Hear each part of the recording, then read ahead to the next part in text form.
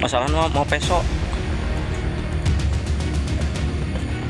di Unjalan. Astagfirullahaladzim. Tarsum, pelaku pembunuhan berujung mutilasi terhadap istrinya di Kabupaten Ciamis, Jawa Barat, terekam berjalan sambil membawa benda tajam di sekitar pos ronda di dekat rumahnya. Awalnya, tetangga Tarsum tak mengira bahwa Tarsum baru saja melakukan aksi keji terhadap sang istri. Warga desa Cisontrol kemudian geger saat tahu pelaku telah membunuh dan memutilasi sang istri.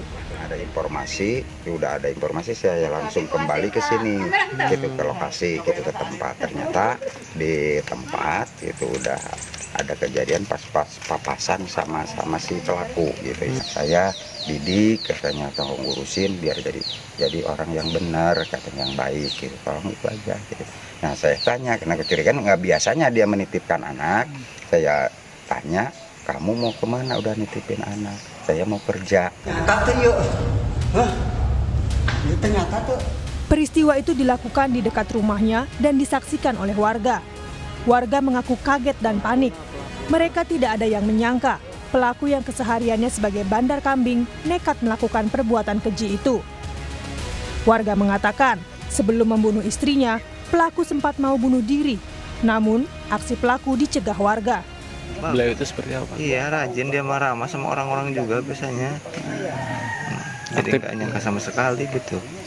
Memang aktivitas sehari-harinya apa, Pak? Dagang itu kambing, jual beli kambing dianya. Masih sampai sekarang? Iya, masih. Anggota Inafis Polres Ciamis yang datang ke lokasi langsung melakukan olah tempat kejadian perkara. Jenazah korban diotopsi di Rumah Sakit Umum Daerah Ciamis. Sementara pelaku diduga mengalami depresi akibat terbelit hutang. Proses pemeriksaan dihentikan karena kondisi kejiwaan dan emosi pelaku yang belum stabil.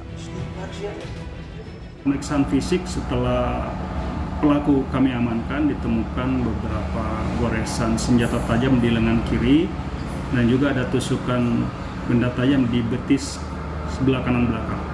Judi slot yang dilakukan oleh anaknya sendiri ini gimana, Dan?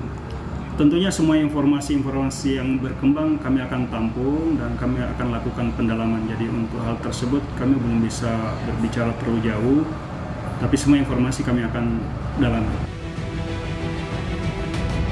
Dugaan depresi menguat dari laporan warga yang mengatakan pelaku sempat berupaya melukai diri sendiri usai membunuh istrinya. Selain memeriksa kejiwaan pelaku, polisi juga terus mendalami dugaan utang pinjol yang diduga menjadi penyebab pelaku depresi dan gelap mata. Tim Liputan, Kompas TV.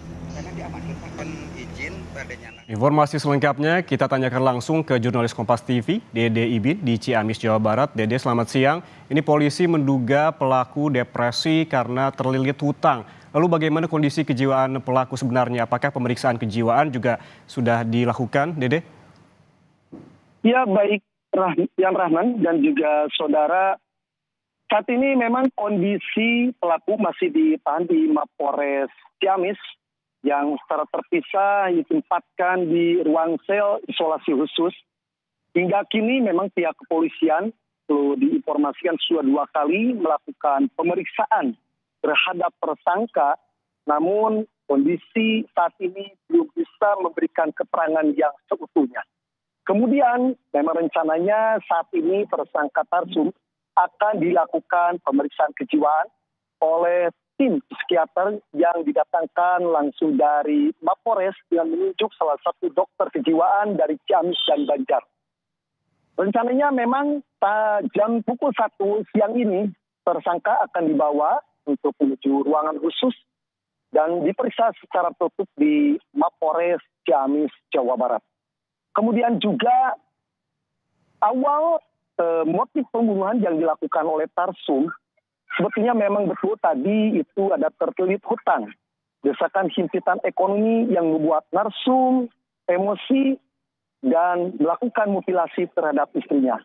Sebelumnya Tarsum melakukan cekcok, terjadi cekcok dengan istrinya yaitu Yanti.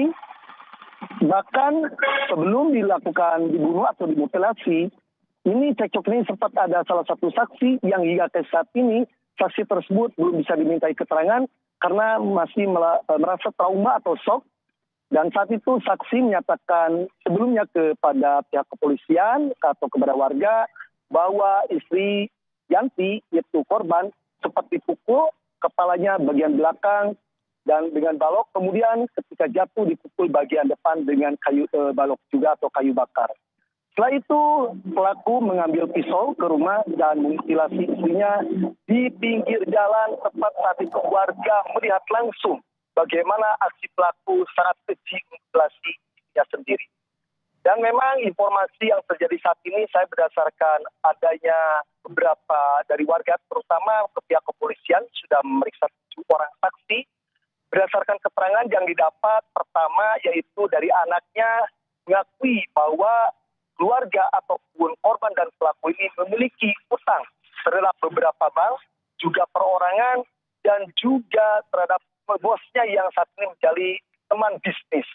Yang lebih parahnya lagi, itu berdasarkan informasi dari keterangan keluarga korban atau tetangga korban, bahwa perilaku si anaknya yang kini masih duduk di salah satu bangku sekolah, beberapa kali menjual sepeda motor atau menggadaikan sepeda motor kepada tetangga, dan saat itu korban dan pelaku sering menebus hasil gadaian atau motor yang digadaikan ke tetangga tersebut. Ini sudah terjadi beberapa kali.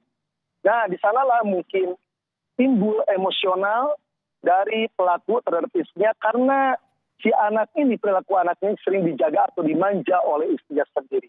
Seperti itu Yan Rahman, berdasarkan informasi keterangan dari 7 orang saksi yang sudah diperiksa di pihak kepolisian.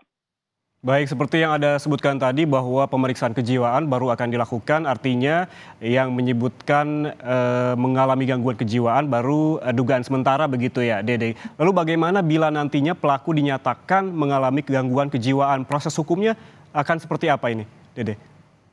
Ya, berdasarkan informasi yang kami lakukan dan dalami bersama jajaran kepolisian Polres Ciamis, kembali menyatakan kalau memang pelaku atau tersangka dinyatakan gangguan jiwa, ini rencananya pihak Polres dan psikologi akan membuat surat rujukan yang ditujukan ke rumah sakit jiwa di Jawa Barat, baik di Bogor ataupun di Bandung.